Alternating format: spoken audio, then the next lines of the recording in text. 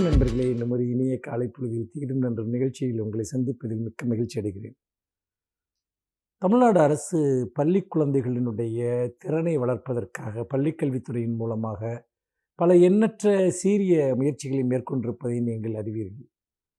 அவர்களுடைய பல்வேறு விதமான திறன்களை ஊக்குவிப்பதற்காகவும், அவர்களுடைய கலை, இலக்கிய, சிந்தனை திறன்களை மேம்படுத்துவதற்காகவும், அவர்களுக்கு ஒரு நிறைய எக்ஸ்போஷர், அதாவது பல விஷயங்களை பற்றி அவர்களுக்கு ஒரு அனுபவத்தை ஏற்படுத்துவதற்காகவும் தொடர் நிகழ்வுகளை தமிழ்நாடு அரசினுடைய பள்ளிக்கல்வித்துறை செய்து கொண்டிருக்கிறது. அதனுடைய ஒரு நீட்சியாக இப்போது சென்னையில் சிறார் இலக்கிய திருவிழா நடந்து கொண்டிருக்கிறது. அதாவது மார்ச் 27 முதல் ஏப்ரல் 1ஆம் தேதி வரை நடக்கக்கூடிய இந்த சிறார் இலக்கிய திருவிழாவின் முதல் நாளில் கலந்து கொண்டு பேசுவதற்கான ஒரு சந்தர்ப்பம் எனக்கு கிடைத்தது.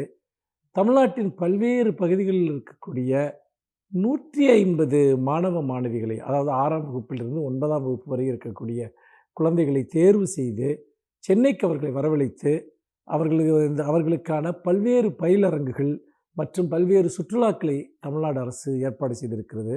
ஒரு மிகச்சிறப்பான நிகழ்வு. உங்களுக்கு தெரியும், சென்ற ஆண்டிலே ஊட்டியிலும் குன்னூரிலும் அத்தகைய ஒரு மாபெரும் முகாம் ஒன்று நடத்தப்பட்டது உங்களுக்கு தெரியும்.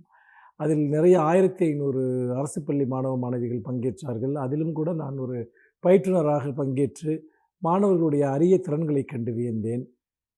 இங்கே சென்னையில் இப்பொழுது இந்த 27ஆம் தேதி துவங்கிய சிறார் இலக்கிய திருவிழாவில் நான் அந்த மாணவ மாணவிகளிடம் பேசுகிற போது அவர்களுடைய அறிவுத்திறனையும் கற்றுக்கொள்ளும் ஆற்றலையும் கண்டு மிகவும் வியந்தேன். அவர்கள் எல்லோருமே அரசு பள்ளி மாணவிகள். முதல் முறையாக சென்னைக்கு வருகிறார்கள். பல சிறு நகரங்களிலிருந்தும் கிராமங்களிலிருந்தும் வரக்கூடியவர்கள். அவர்களுடைய பொதுவாக அரசு பள்ளி மாணவர்களை பற்றி இருக்கக்கூடிய எதிர்மறையான எண்ணங்கள் அல்லது ஏதோ அவர்களுக்கெல்லாம் திறமை குறைவானவர்கள் என்பது போன்று பரப்பப்படுகிற விஷயங்கள் எல்லாம் எவ்வளவு பொய்யானவை என்பதை அந்த மாணவ மாணவிகள் வெளிப்படுத்தினார்கள்.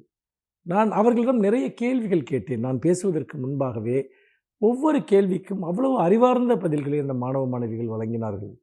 அதாவது உதாரணத்திற்கு சொல்ல வேண்டுமென்றால், நீங்கள் இலக்கியம் படிப்பதனால் என்ன பயன் என்று நான் ஒரு கேள்வியை அவர்களிடம் கேட்டபோது, ஒரு மாணவி 8ஆம் வகுப்பு படிக்கக்கூடிய ஒரு மாணவி எழுந்து நின்று சொன்னார், இலக்கியம் நம்முடைய வாழ்க்கை பார்வையை மாற்றுகிறது, சிந்திக்கிற முறையை மாற்றுகிறது, நமக்கு புதிய சிந்தனைகளை கொடுக்கிறது என்று சொன்னார். உண்மையில் நான் வியந்து போனேன். இவ்வளவு ஆழமான ஒரு பதிலை ஒரு சிறுமியிடமிருந்து நான் எதிர்பார்க்கவில்லை. இது ஒரு உதாரணம்தான். இன்னும் எண்ணற்ற உதாரணங்களை அந்த நிகழ்வில் என்னால் பார்க்க முடிந்தது. அப்படி என்று சொன்னால், நம்முடைய அரசு பள்ளி மாணவ மாணவிகள் அவர்களை பொறுத்தவரைக்கும் ஒரு மிகச்சிறந்த ஒரு சிந்தனை திறனும் படைப்பாற்றலும் கொண்டவர்களாக அவர்கள் இந்த ஆட்சி காலத்தில் அவர்கள் உருவாக்கப்பட்டு வருகிறார்கள். நிறைய தொடர்ந்து இது போன்ற நிகழ்வுகளில் பங்கேற்பதன் மூலமாக எழுத்து திறமை, பேச்சு திறமை, புதிய கலை இலக்கியங்கள் பற்றிய விழிப்புணர்ச்சி, சமூகத்தோடு தொடர்பு, சமூக பொறுப்புணர்வு என பல விதங்களிலும் மாணவர்களுடைய ஆளுமை உருவாக்கப்படுவதை கண்கூடாக பார்க்க முடிந்தது. இது உண்மையிலேயே தமிழ்நாட்டின் ஒரு மிகப்பெரிய அளவிற்கு இளைய சமுதாயத்தினுடைய எண்ணங்களை வடிவமைப்பதற்கும் ஒரு மிகச்சிறந்த மனிதவளம் மிக்க ஒரு தலைமுறையாக, சமூக பொறுப்பும் கலை உணர்வும் கொண்ட ஒரு தலைமுறையாக இன்றைக்கு மாணவ மாணவிகளை வளர்த்தெடுப்பதற்கான இந்த முயற்சியின் ஒரு பகுதியாக இந்த சிறார் இலக்கிய திருவிழா, இப்போது நடந்து கொண்டிருக்கக்கூடிய இந்த சிறார் இலக்கிய திருவிழா ஒரு மிகப்பெரிய வெற்றியை நோக்கி சென்று கொண்டிருக்கிறது என்று சொல்லலாம். நிச்சயமாக இந்த ஆண்டு முழுக்க நடக்கப் போகிற இது போன்ற நிகழ்வுகள் தமிழ்நாடு முழுக்க இருக்கக்கூடிய அரசு பள்ளி மாணவ மாணவிகளிடையே ஒரு பெரும் விழிப்புணர்ச்சியை ஏற்படுத்தப் போகிறது. அரசு பள்ளியில் படிப்பதை ஒரு அரிய வாய்ப்பு என்று எல்லோரும் நினைக்கக்கூடிய ஒரு சூழல் உருவாகி வருகிறது. மீண்டும் இன்னும் ஒரு புதிய சிந்தனையோடு உங்களை சந்திக்கிறேன். நன்றி, வணக்கம்.